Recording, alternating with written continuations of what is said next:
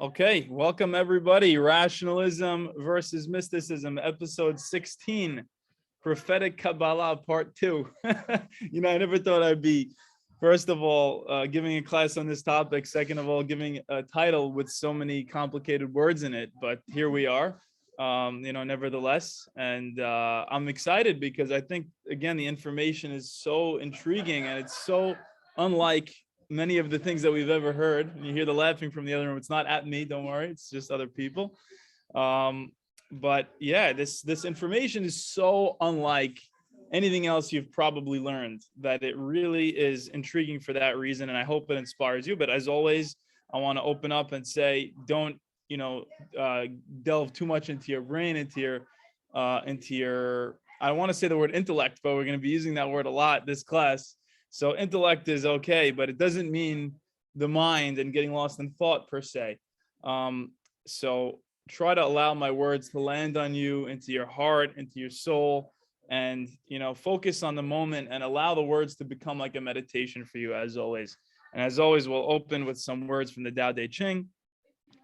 He says, not knowing is true knowledge. Presuming to know is a disease. First, realize that you are sick. Then you can move toward health. That's crazy. I mean, he calls this idea of thinking that we know something a disease. But you know what? I don't think it's so crazy. I think to a person who is in this state of mind, they can look back and say that my old way of thinking about the world was the whole problem with me in the world. So my self-conceptualizing the world outside of me created this separation between myself and the world. And the world became an object of knowledge. And I felt a stranger in a world, right? Naked and afraid in a world we never made, as they say. I think Alan Watts loves to quote that. So he says what we should focus on is not knowing, right? And there's this not knowing mind, as they talk about, and to approach the world without our preconceptions, our preconceived notions, and just approaching it experientially and just trying to feel into how does experience hit us immediately and imminently. And once you kind of label this old way of thinking as a disease, it allows you to move towards health and deprogram yourself from the old way of thinking about the world and reprogram yourself to approach experience just by being present with the stimuli that approach you. Okay, next quote. To bear and not to own. To act and not to lay claim, to do the work and let it go. For just letting it go is what makes it stay. So what does it mean? To bear and not to own. We don't want to own anything. We don't want to lay dominion over it, because then you're just trying to one up the universe. You're not seeing yourself as a dancer in this mix. To act and not to lay claim. Right? What does that mean? That you're not trying to, again, own your accomplishments. You're just acting through the world and seeing yourself as, again, surfing through or swimming through reality, rather than saying, look, I accomplished this, and kind of adding things to your internal identity. No. Let go of all that. Be so present in this moment that you let go of any identity that needs to own things in the past. To do the work and let it go. Right? You can almost imagine like the wake of a ship following it in the past. Or like they say, Bayam darkecha, in the sea is your way, or hodecha lo nodao, that it says in Psalms, God, your way is in the sea, and even the footprints are washed away. The point being, it's supposed to be something that happens and then it goes away and that's it. Right? Or like the famous feeling, after a big party, and you were there and everything was loud and there were so many people. Let's say you were the host, and then finally everybody left, and then you're just there in that quiet room. That's the feeling of moving through life in this way. There could be a lot of big noises and a big bang and a whole creation that happens, and then once it's all said and done, there's silence again, and then that's it. And that's the way to move through life.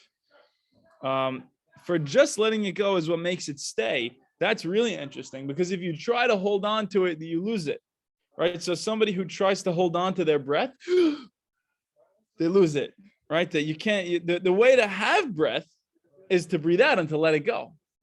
Maybe that's unique to breath. Maybe it's unique to breath, but I think there's a lesson that obviously it's unique to breath. I agree. But I think still that there's a beautiful lesson in that, because it's telling you, stop trying to hold on to everything, because a lot of things are like that, where if you cling to them, they're actually going to leave you. And if you let them go and you just, it's almost like interpersonal interactions. If you show somebody, like a doctor, if I try to kiss up too much and impress them too much, then they're going to be, kind of like turned off. But if I show kind of like a calm, cool, collected nature, where it's like, all right, take it or leave it, then I just move through it. They respect it more, and they kind of don't see you as needy in that way. What was the last line of that quote? For just letting it go is what makes it stay. All right, letting it go allows it to be as it was really, I think. And it kind of stays with you in its reality, rather than as some separate, mind thing that you stored away in your hippocampus somewhere separately. Great. Next one. He who stands on tiptoe doesn't stand firm. He who rushes ahead doesn't go far. Oh my God, no way. I was like, where'd Mickey go? That's amazing. Baruch haba. Unbelievable. Good to see you. Unbelievable. You're in for a treat tonight, Mick.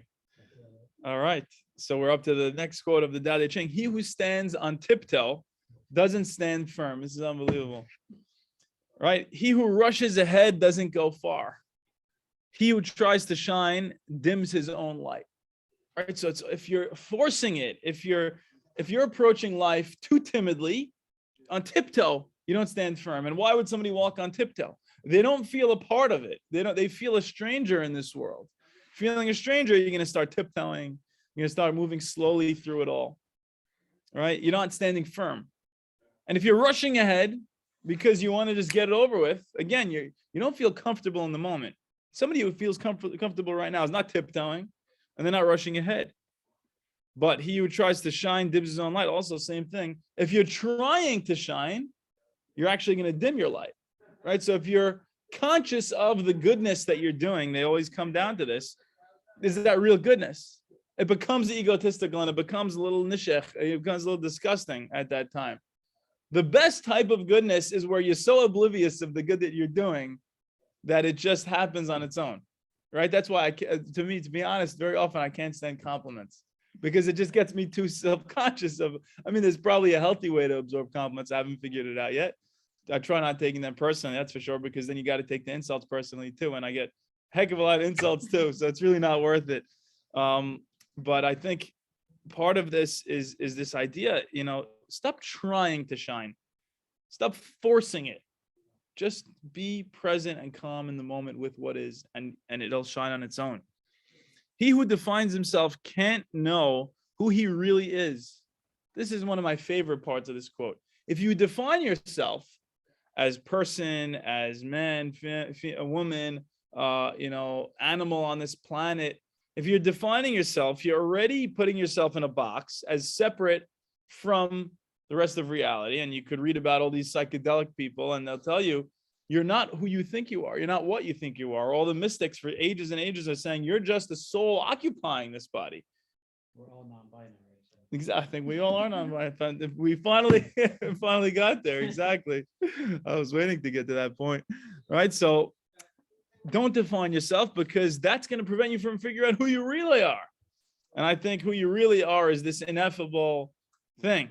It's beyond words. And the funniest part about it is that they say when you discover who you really are, it's the funniest thing in the world, because you played a big, fat, practical joke on yourself up until that point of realizing it. And like you say, no, it couldn't be. Did I really?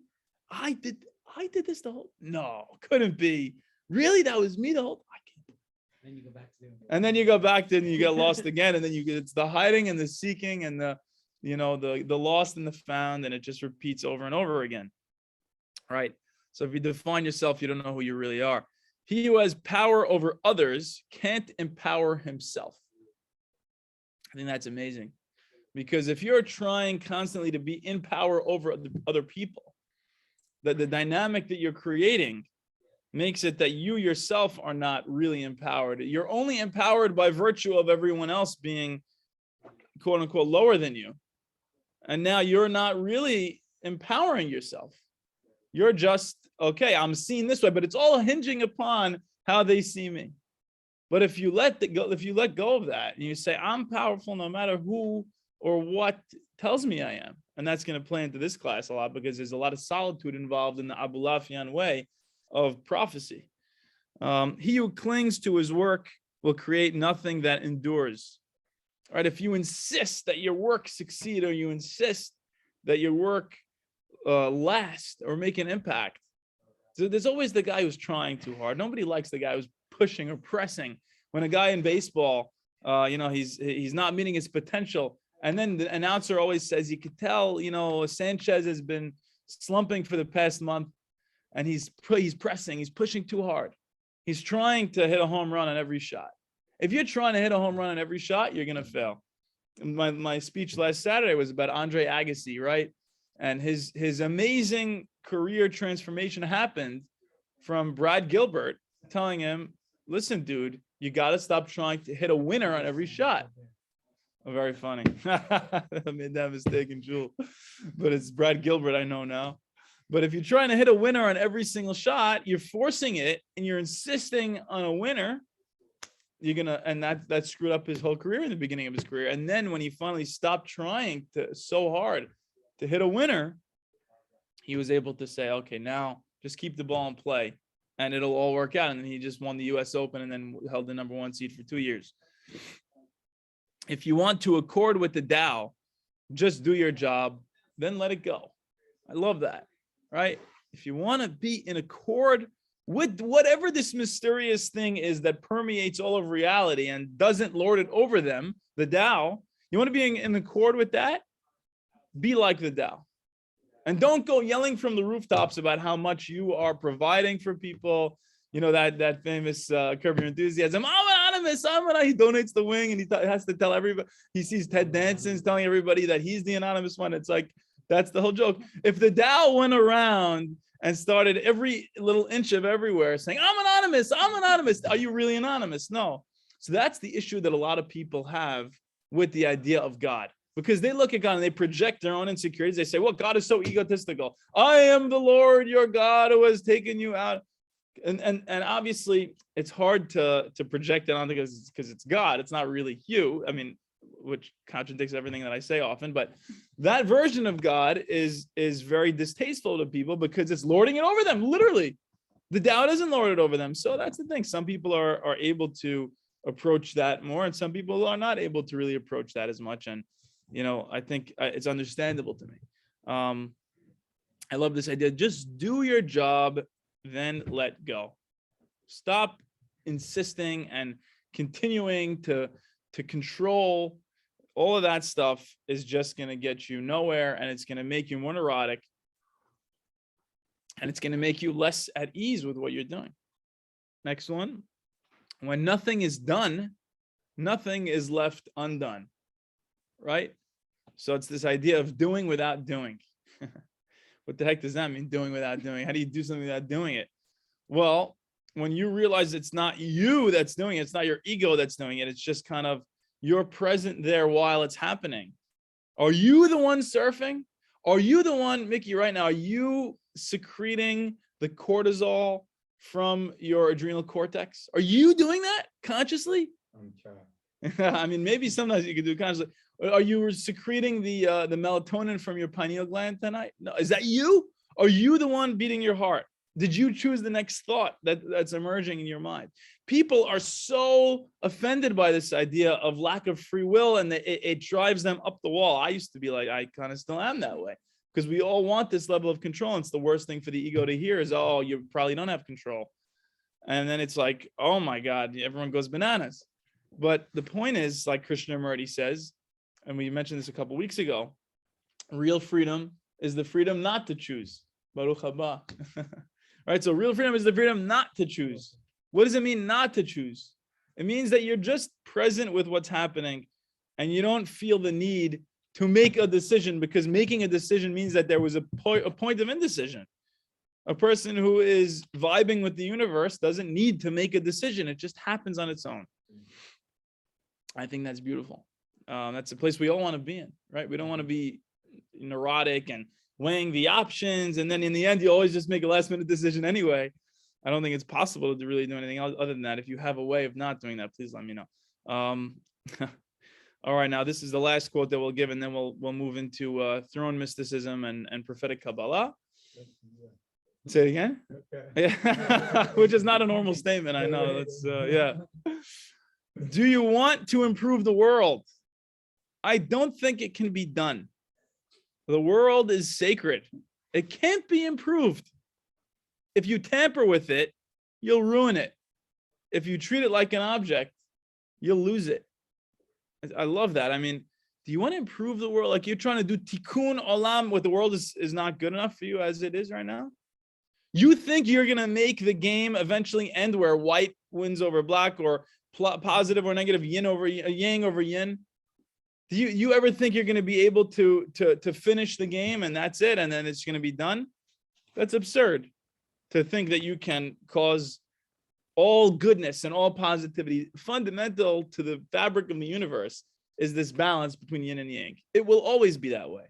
If you insist that it not be that way, all you're doing is fighting against what is and what has to be.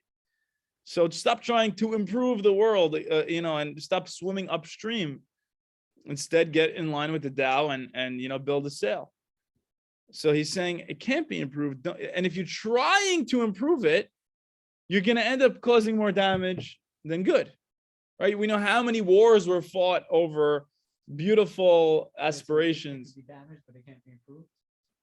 So that's the thing is what you think is so self-righteously as you're improving it is actually probably a combination of damaging and improving it. At least we could say that. It's a balance. I would say that's just it. That's just part of the world also. Yeah, no, it is. I really do agree with that. It's not a detriment to the world. Yes. It has people trying and people. Agreed, but I think the world would be there would be a lot less.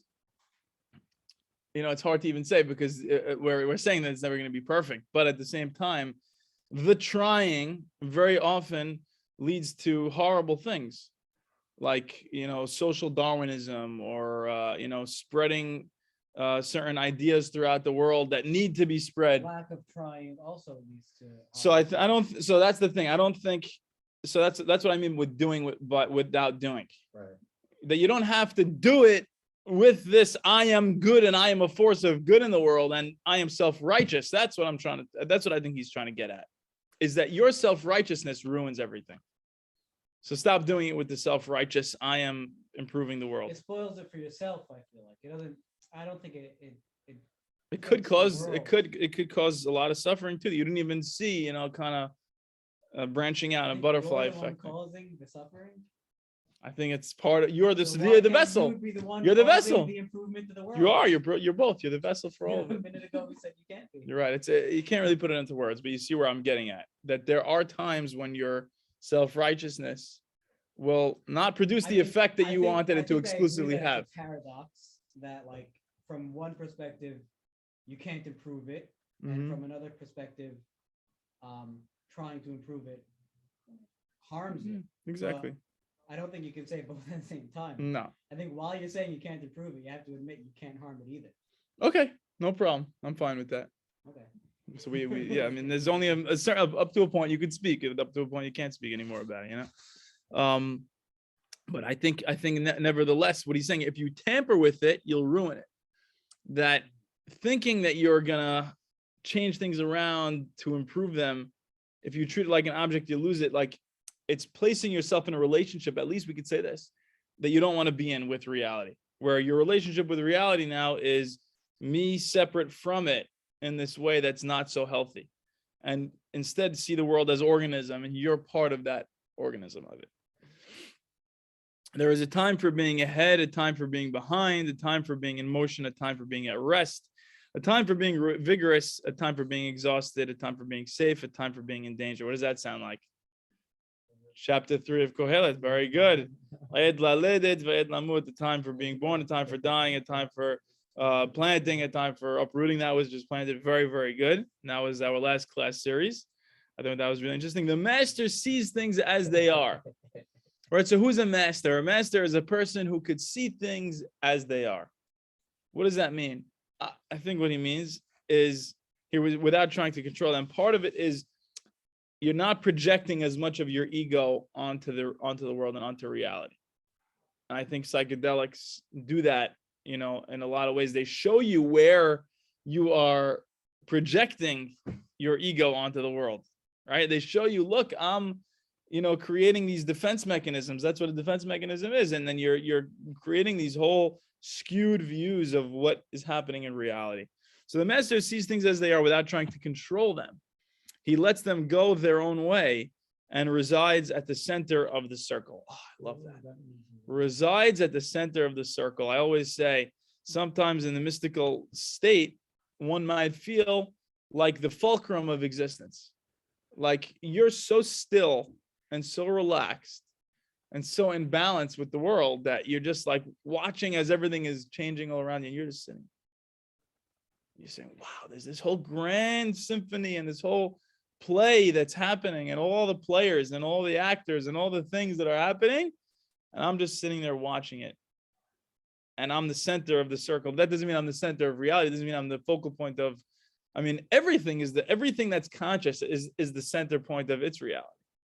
The amoeba in its place, and the blade of grass in its place, and the bug, and maybe even the planets, if you think that they're conscious. And I'm not saying they are or they aren't. I don't think they are. But if there is some idea of panpsychism where everything has some degree of consciousness, who knows? It's pretty amazing. Maybe next lifetime I'll be born as like Mercury or something. I'll let you know. But it's an incredible way of kind of relating to reality. So now we'll pick up where we left off last class with throne mysticism, and we'll move into the very unique mysticism of Rabbi Abraham Abulafia. And I think you guys are in for a treat. Throne mysticism.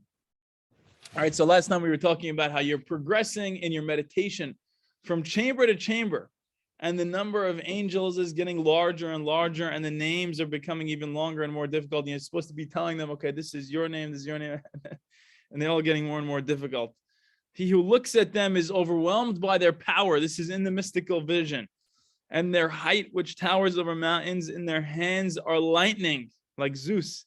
Their eyes burn with fire. Flames issue from their nostrils and rays from their mouths. Their horses are black horses of death. Horses of the netherworld, horses of fire, brimstone of blood with knees of iron. Right? What could possibly be the meaning of this stuff? I think it's just the way that this mystic was absorbing this very overwhelming divine influx of terror. These were the images that he got. If the mystic made an error with the name of or the pronunciation of one of these angels, didn't recite it the right number of times, he would be ejected from that realm, and maybe he would crash land, right? And this might explain the desire of Yaakov Avinu to know the name of the angel, right? He says, tell me your name, Mashemecha. Right, and they say the mystics will tell you, because the name of the angel is part of this mystical experience where if you know their name, it's like a key to unlock to the next level, right? Which is very, very interesting. Where else do we know that from? That knowing the name of an angel? From Shimshon, from Samson. All right, that idea that they ask him, it's almost identical words, like before the morning comes, I want to know your name. Very interesting. And I wrote this down on my notes. Maybe to get to the place beyond order, which is this whole mystical, hullabaloo, we need to embrace the concept of order up to a point. Right? So there's so much order here. There's so many numbers. There's so much recitation and mantras and all this stuff. But maybe to get to that place beyond my logic of what order means, right? So can you talk about the universe as being a blind game, and can you talk about it as being an orderly game? You could talk about it from both perspectives, I think, from that mystical point of view, that dialectical, balancing of the two opposites of the paradoxes of reality, because we love paradoxes as mystics. But I think very often some people like to embrace the chaos, and some people like to embrace the order. I'm one of those order kind of guys. If I'm in the mystical, say again. Prickly. I'm very prickly. Exactly. We talk about Alan Watts talks about prickly people and wiggly people, or gooey, prickles and goo. I'm definitely not so gooey. Some people, I became more gooey over the years, definitely. I was a lot pricklier, but there's different kinds of people. So some people need to do this whole thing where they feel like they're earning it and they feel like there's an order, and then they'll get there. Who knows? And then other people are just kind of like embracing the chaos, and they want to just, go swim in a puddle and roll around in the mud, and then they somehow induce. That's just not my cup of tea. But listen, to each his own. Listen, there's different kinds of people out there. And now here, huh? Gooey, I mean, so is an electron a particle or a wave? The prickly people will say it's a particle. The gooey people will say it's a wave. And then there's people who are able to vibe and dance with you, and then there's people who are very brainy and they need to think about the world and kind of break it up. And there's, both are valuable and both are valid ways of looking at the world. Yeah, right brain, left brain. That whole thing. Exactly. Very good. Very good. Exactly. That's exactly it. Exactly it. There's different kinds of people. And there's some people in that group that enjoy more of the chaos. So here's a good quote. We know that when the throne mystic would undergo their experience, scribes would sit next to them, and as the mystic described what he was experiencing, the scribes would record it. So you can imagine the guy's he's on the craziest mushroom trip of his life, the lehavdil, I guess you could say, if you really need to say lehavdil. And he was experiencing all this stuff, and the scribes are recording. We assume that much of the literature of the Merkava, which is that chariot mysticism that Ezekiel saw, was derived from these reports. Right, so we think that a lot of these throne mystics, these people who are having these visions on high, had somebody next to them writing down everything they were saying. You could only imagine the things that must have been coming out of their mouths. It must have been epic. It's really interesting. So very funny is that along the way on this mystical journey, there would be traps to trap the mystic, to trick him, right? And for example, we know from the Talmud, from the Gemara, we saw that Rabbi Akiva told the other people, when you get up there and you see the blue marble, don't say mayim mayim. Don't say water, water when you see that marble, because you're going to mistake it for being water, and then you're just going to get ejected, and they're going to say, oh, you assumed that you knew what was going on, but really you didn't. So there's a humility in that, and I think the mystic needs to be able to not fall into tricks. So I think a person undergoing a psychedelic trip, he needs to be aware of his own biases and his own, defense mechanisms. And if he's projecting, to get over that, and if he's, reaction formationing, to get over that, and whatever it is, to just be aware of why he's doing or saying what he's doing or saying, right? And I think that allows him to sidestep a lot of these traps and these tricks. How would the throne mystic prepare? Long periods of fasting, dipping in the mikveh, things like that. They learned and practiced certain postures, kind of like a yoga thing. They would sit very often. This is one of the most popular. We know from Melachim Aleph, from Kings 1, chapter 18, Baruch haba, that Eliyahu Hanavi, Elijah, sat with his head between his knees like this. And that's after he wanted to get rid of the decree of no rain. He wanted to bring back the rain, and it says he put his head between his knees. And now for eons and eons, people are doing this.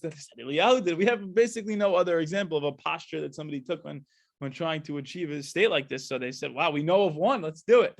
So they just put the head between their knees, and now that's a big thing. Yeah. I don't know. I don't really know any throne mystics, but I'm sure in those days, I think I don't know about today. We could try it if you want. Yes, that during Tahanunim. Very good. They would recite and practice reciting certain hymns and prayers that were aimed at inducing an auto-suggestive hypnotic trance. I love those words. Auto-suggestive hypnotic trance. And Kelohenu that we have in Ketoret is an example of that. And Kelohenu, and Kelohenu, and Kelohenu, you repeat it over and over. I'll never forget when I was in like 4th grade, the rabbi came in and we were practicing reading, and my friend Eddie, who was reading it, started laughing because he's like, it's repeating. And the rabbi was like, do you know how holy this is? This is one of the holiest things. He's like, but why does it keep saying the same words over and over again? And now I have the answer. It's because it was a mantra that these throne mystics would use, and it was created by them as an auto-suggestive hypnotic trance. So if you're ever in a place that you want to induce a mystical experience, you could exactly just keep on saying it, and maybe it'll work. And it's I think it really is beautiful. It really could get you in the zone. It was recited in a very specific cadence and a rhythm, like a mantra, in order to boost the hypnotic trance. So You could figure out different rhythms and maybe chanting and ohms and stuff like that within. If you compare this stuff, all these mantras, to Buddhist mantras, these mantras are a lot more complex, right? They're not nearly as complex as Abulafian mantras, which we'll get to, but these are more complex as well than the other religions. And even though there was so much effort, a lot of these throne mystics were only able to make it to about the 5th or 6th chamber, and they only had certain mysteries revealed to them. They never quite made it to the 7th and beyond. Some of them. So you talk about some people take a psychedelic. Did you have ego death? I didn't have ego death, but I saw unbelievable things. So people who are smoking DMT and only up to a point, they see everything's vibrating around them, but they didn't necessarily see a being or what do they call them? Machine elves or entities, exactly. So I think that's a pretty good kind of mashal for that. Just theoretically speaking, of course. And they have certain mysteries revealed to them. Only a select few of these people, like Rabbi Akiva, have ever entered the throne room, right? So only you could count on your fingers probably the people who actually have successfully claimed to have entered the throne room of God. You talk about, of course, Yehezkel, Ezekiel, and Yeshaya, Isaiah. What are the different chambers? So each of the chambers has different angels guarding them and different kind of like levels to level up, and they test you and they try to see, are you worthy of moving on? This is just from this book that I'm reading. I have writings. I think they have writings. They have writings from a lot of throne mystics. That's where he gets it from. I hope he's not just lying about it. He's a college professor, so I assume he's worth his salt. Byron Sherwin. And to me, he's Jewish also. He knows his stuff. I hope. And it's very interesting. They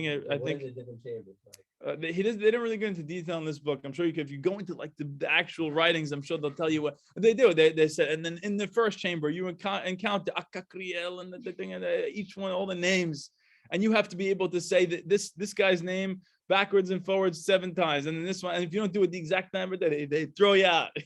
So you got to be really prepared for this experience.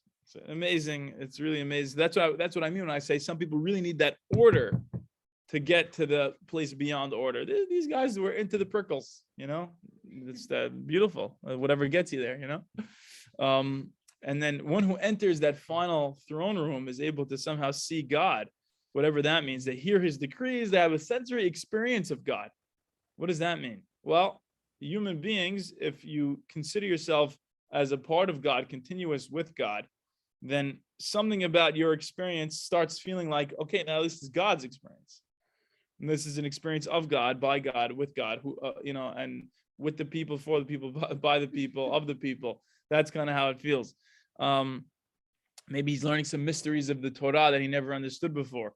Similar to psychedelics, when people say they finally understand some mystical truths that always sounded so theoretical, like life is suffering, where usually you just say that, and then it sounds pretty grim. But then you're on the psychedelic and you say, holy cow, I can't believe it. Because now it seems to me that it's the same thing as yin and yang. That without suffering, there is no life. Without death, there is no life. Without the upstroke, there is no downstroke. Without the big bang, there can be no big crunch, and vice versa. There needs to be the balancing act always. So I think life is suffering takes on a little bit of that meaning. Life entails suffering. Part of the formula for creating life is also death and suffering, but there's also life, and then both are part of it. So you could start understanding some of these truths from an experience. You feel into it, and you kind of see it that you're part of that.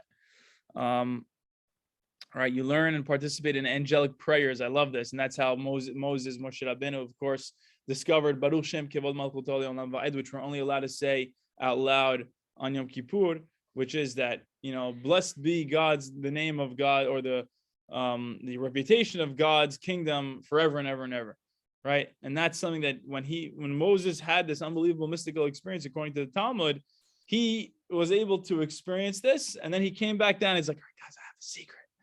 And we're not allowed to say this out loud most of the time because we stole it, sort of like Prometheus stealing fire. But you're allowed to say it when you're like an angel, which is on Kippur. And once you have all this stuff, you're demonstrating that you're a mystical adept now. You've mastered the work of the chariot, and you're understanding experientially of what that means. And you show that you attain magical powers, whatever that means, so that, quote, it is good for him in this world and peaceful for him in the world to come. The evil inclination holds no sway over him, and he is safe from spirits, demons, damagers, and robbers, from evil animals, snakes, scorpions, and imps.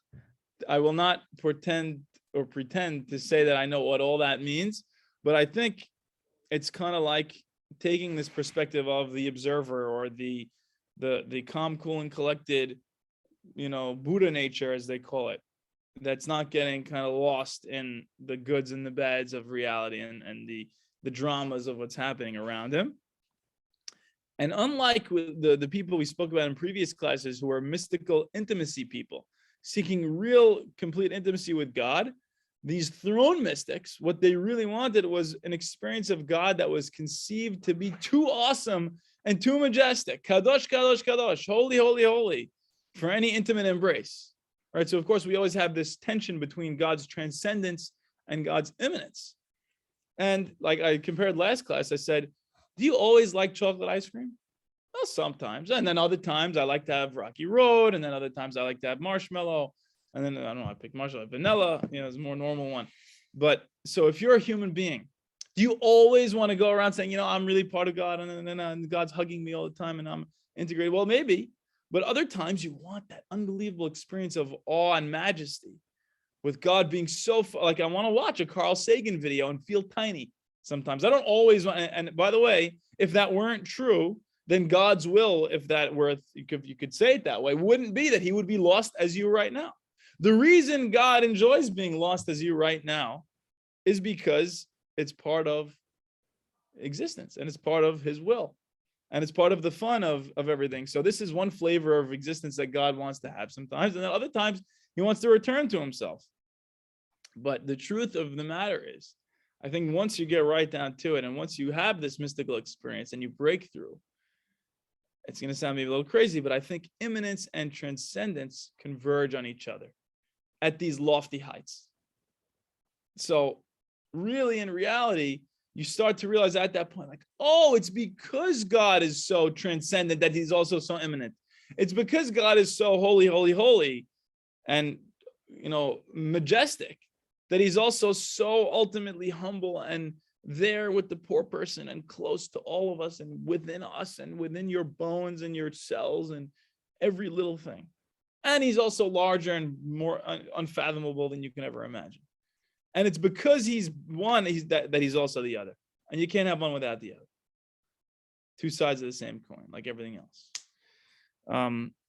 I know I might sound like I'm getting off crazy here, but I think this is really, it's hitting on something very deep. And then, unlike what we call theosophical theurgic Kabbalah, which is this idea of knowing something about the mind of God, or entering the realm of God and understanding ideas of God, or the ability to influence that realm, which is theurgy, that unlike all that stuff, the throne mystics didn't want to influence the divine realm. They wanted to be influenced by the divine realm. They weren't interested in all these sefirot stuff and using these different names of God per se to change things about it. They just wanted to get there and then be transformed themselves by it. And then what's the step beyond even this? All this stuff we've been talking about? The prophetic Kabbalah of Rabbi Abraham Abulafia, which was aimed at the attainment of an actual prophetic experience. And now, finally, without further ado, we'll talk about Rabbi Abraham Abulafia. Who is this man, first and foremost? Right? And by the way, if there's any questions or comments before that, we could take them. Otherwise, we'll go right in. Great. So, who was this man? He lived in late 13th century Spain. Rabbi Moshe Cordovero, in the 16th century, filtered down some of Rabbi Abraham Abulafia's teachings to the Eastern European Hasidism of the 18th and 19th century. So some Hasidut actually comes from the writings of Rabbi Abraham Abulafia. It's a very authentically Jewish form of meditation. And unlike many other Jewish mystics, Rabbi Abraham Abulafia was not steeped in Talmudic study. And he was not steeped in halachic study. He did not spend most of his time doing that. And his basis of authority was not Jewish communal life and going to shul and bet midrash. That wasn't his style. His style instead was that, no, the mystical experience was an individual endeavor. As one of these famous philosophers says, it's the journey of the alone to the alone, small a to big A, right? It was an individual endeavor, and it's pursued preferably in isolation, right? And isolation is actually completely necessary for the prophetic experience. And if you don't have this isolation, you're probably not going to be able to get there. Nobody really builds themselves up to these very high levels, starting off among the ois base. You kind of have to separate a little bit, and then you do your own thing. And then if you get to that level where you're able to go back into and integrate yourself into reality and maintain that perspective among the people, beautiful, do it. But you need to take some time alone, I think, for this stuff. I think that comes as a very welcome thing to be heard, because so often in Judaism we hear, oh yes, simcha, real happiness only comes among the group. Okay, fine. Can I have some alone time? Is that okay? And then it's so discouraged so often that it's like, God damn, I just want to be alone for 5 minutes. Let me just meditate. But they say, are you doing chesed? Are you learning? And it's like, they say it's isolationism and it's escapism. The response to that is, if you really knew what the mystical experience was, then you would realize that the real escapism is what you're doing. And that the biggest non-escapism is being one with that mystical experience, being one with God. And that escapism is the willingness, fine, I'll escape back into reality, into this reality, and escape that realist of realities to come back and try to guide other people back to that. But the realist reality is that one. So you're the escapist, not me. The mystic is the least escapist. But then happens, like this and that. All right, so it's necessary for that prophetic experience to be isolated sometimes. And Abulafia and Kabbalah was very much developed, and was initially the work of itinerant mystics, people who were moving around. They didn't really have deep roots in any particular community, which was similar to Luriana Kabbalah of Rabbi Arizal. And unlike Hasidism, which was very much ingrained in the community. And amazingly, believe it or not, and this is something I'm very proud to say, Rabbi Abraham Abulafia was profoundly influenced by none other than Moses Maimonides, by Harambam, who lived 2 generations prior to him. And we had this whole class is called Rationalism versus Mysticism. We talked so much about the rationality versus the mystical element of things. But here we see a beauty in the person of Rabbi Abraham Abulafia, a beautiful convergence of rationalism and mysticism, and a beautiful convergence of the personality of Harambam and this mystical person into one entity. And this is allowing, us to kind of see this beautiful marriage of ideas that we haven't really seen up until this point with philosophies. So let's talk a little bit about prophecy according to Harambam before we talk about prophecy according to Rabbi Abraham Abulafia, so that we can understand what exactly he believes about prophecy from the foundations that Harambam wrote about in the Guide for the Perplexed in his philosophical work. Harambam says, prophecy is the pinnacle. It's the apex. It's the unbelievable goal of human development, the fulfillment of all of human existence. And by the way, that's probably how it feels when one enters the mystical state. Like, this was the purpose of all of it. The being found. I was lost, and now the being found. Or you hear the Christians talking about being born again. There must be some unbelievable feeling to that. It's amazing to me. I can only say these things in this shul, and there's so many other shuls I would never be able to say. I mean, any of these things. They have that song also. Yeah. Yes, exactly. That's what I'm quoting. 95.5. K-Love. It's good stuff. So there's a family tradition reported by Harambam, by Maimonides, that although prophecy was suspended in ancient times, the possibility for prophecy was soon to be restored, right? In the year 1210, that was his tradition, and Harambam Maimonides died in 1204. So he believed that, 6 years after he died, that there was this prelude to messianic redemption, that prophecy would be restored back then. Wrote that? Mm-hmm. Where? I don't know where. I think maybe one of his letters. Rabbi Hidari knows. I think maybe even in the guide. And the Mashiach, the Messiah, was going to be a prophet second only in ability to Moses, to Moshe, And unlike other biblical prophets who didn't have to prepare themselves, God would just call them out of the blue, the Mashiach would have to prepare himself for attaining human perfection. Rambam talks about 4 progressive steps in attaining human perfection. Perfection of possessions, body, soul, and intellect. Why possessions? Well, if you're scrambling for food and a shelter and clothing, you don't really have time to become a perfect person intellectually, or really, and we're going to see what intellect actually means. It doesn't mean the mind. The body, he was a physician, he was a doctor, Rambam, and he knew all about the importance of maintaining physical health, in order to have any kind of normal state of mind that's capable of perceiving these things. The soul is about morality, and the intellect is not the mind, but the faculty and the capacity of man to be self-conscious and to be conscious in the first place of his experiences. We'll see more about that.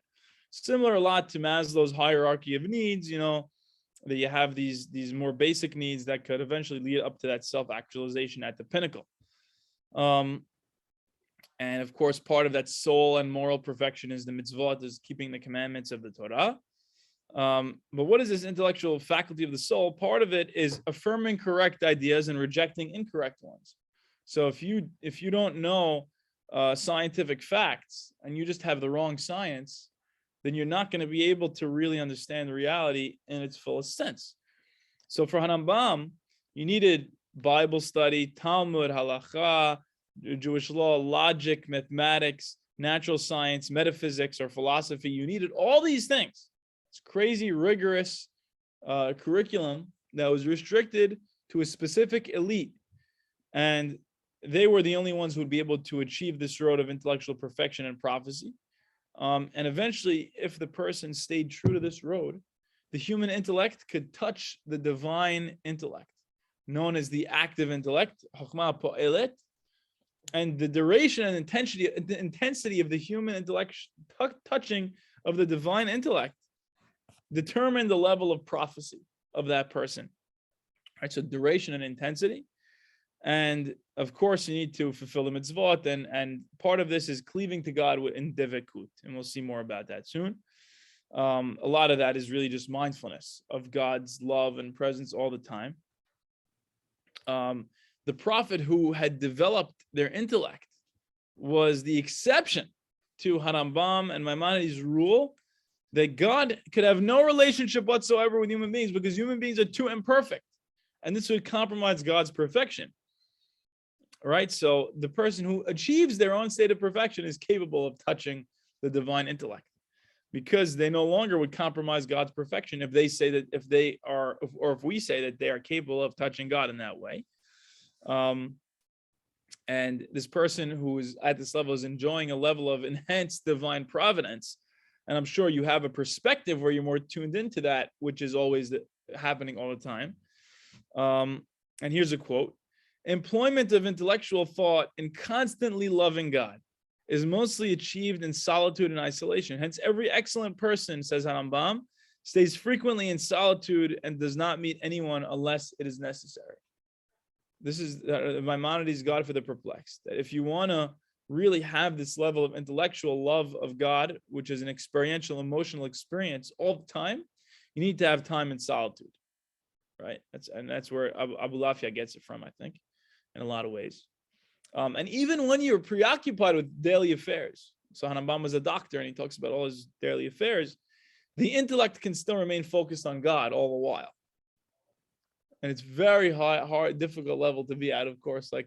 But I think if you get to a place where really, if you see yourself, they talk about on psychedelics too, where you start seeing everything as an act of God. Every single person that walks in the room, every single person that's sitting around you, and the voices that you hear, and even the voices in your head, it all seems like it's part of God.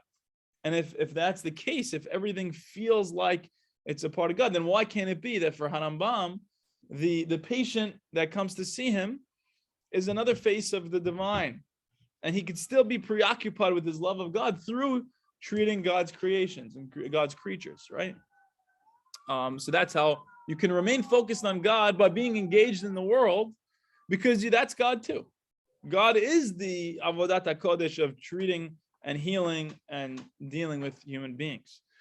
Baruch Spinoza called this amor dei intelectuales, right? And it's you can, if you know Spanish or English, even amor, love, dei, Dios, God, intelectuales, intellectual.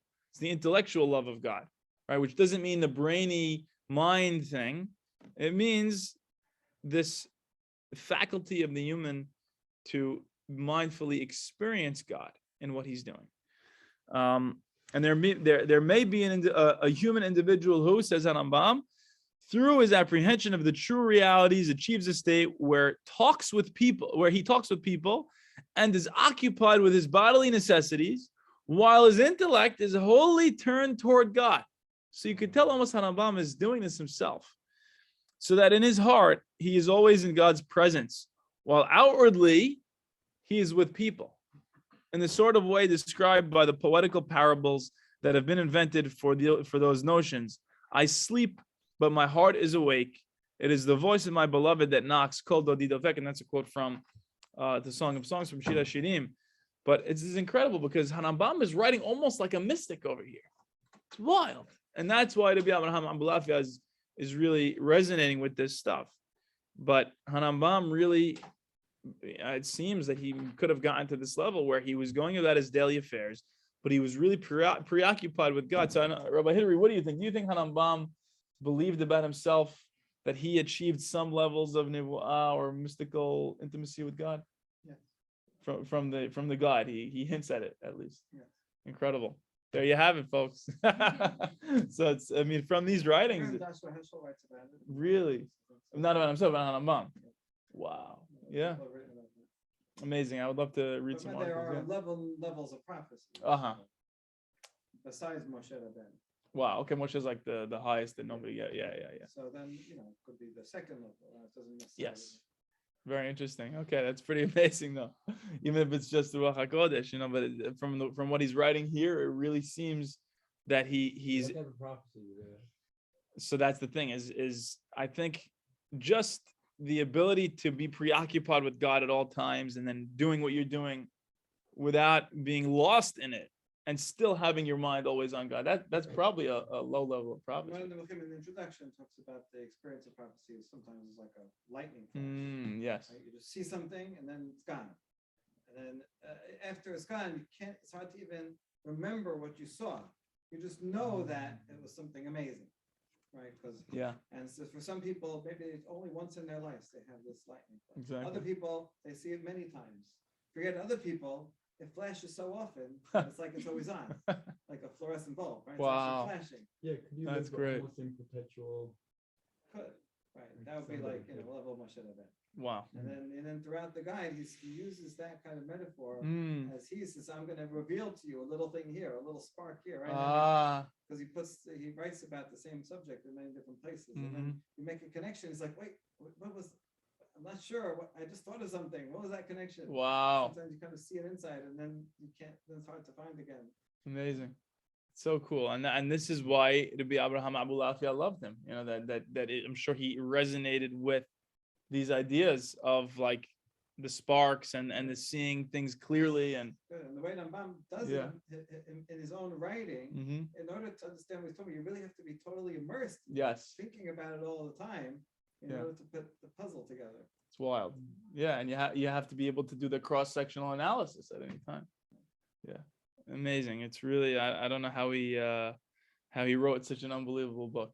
He tells you these are 7 kinds of contradictions that I'm going to give, and there's 7 types of contradictions that exist. I'm going to use the 5th and the 7th, just like the Torah uses, to try to sneak points across to you if you're capable of noticing them.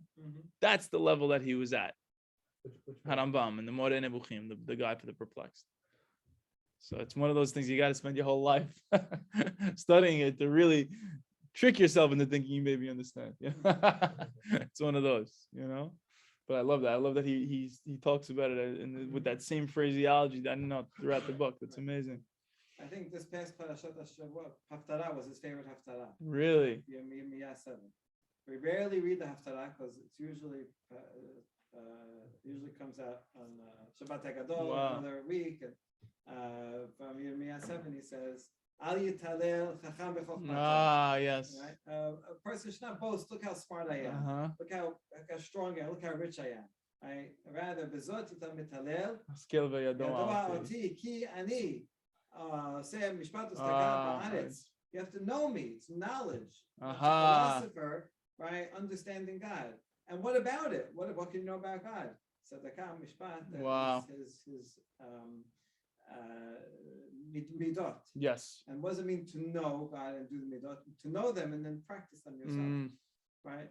Because God does it in the land, so you do it in the land. So Wow. this is it's very practical. Yeah.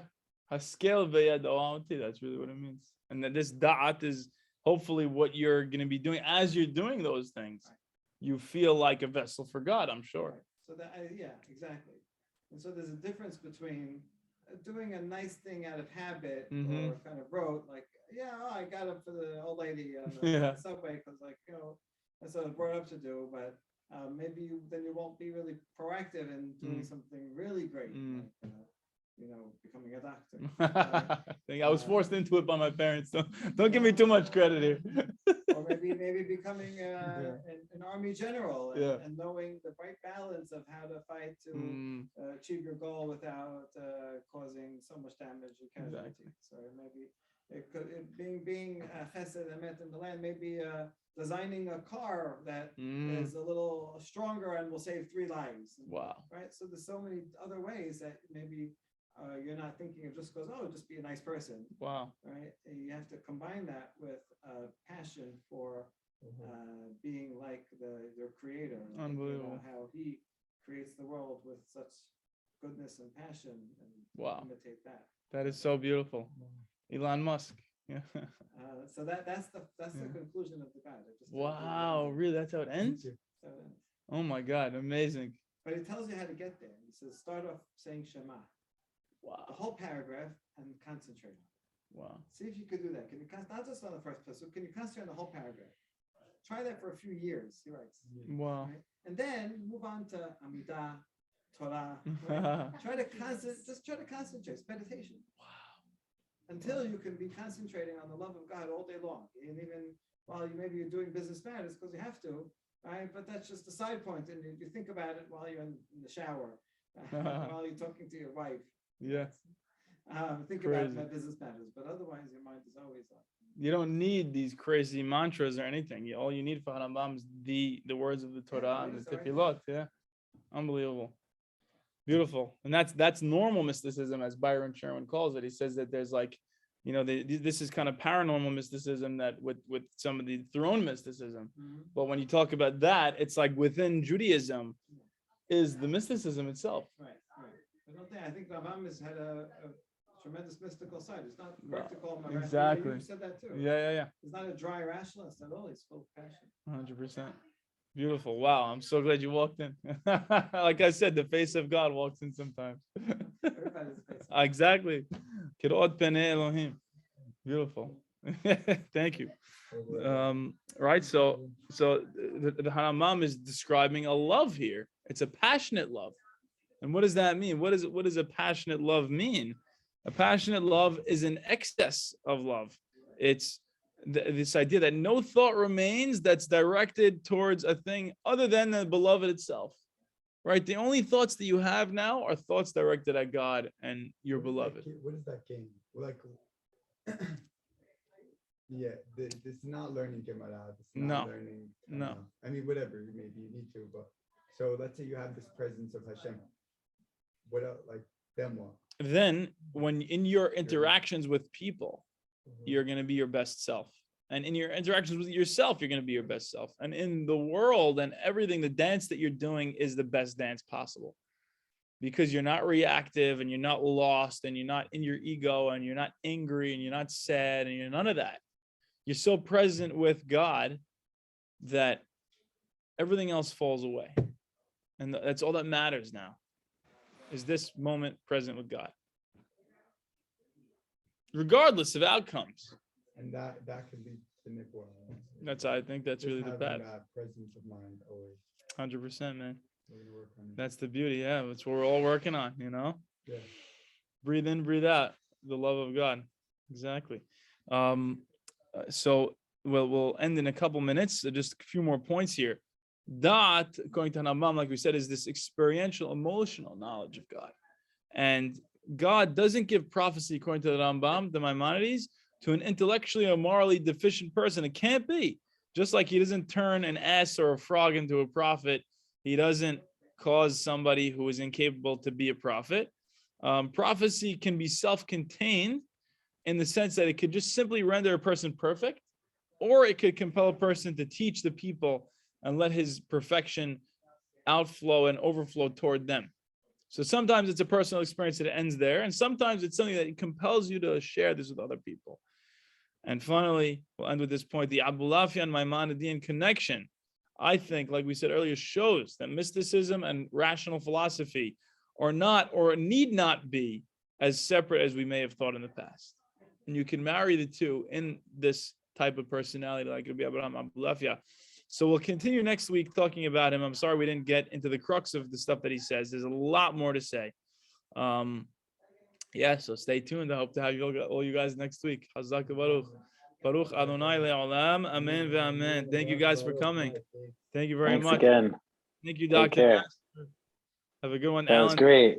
Nice cameo by Rabbi Hidari also. Yes, that was awesome. Yeah, that was nice. fantastic. Chazak Baruch. All right, take care. Take care. So Michael, what you're saying is that if we Yeah.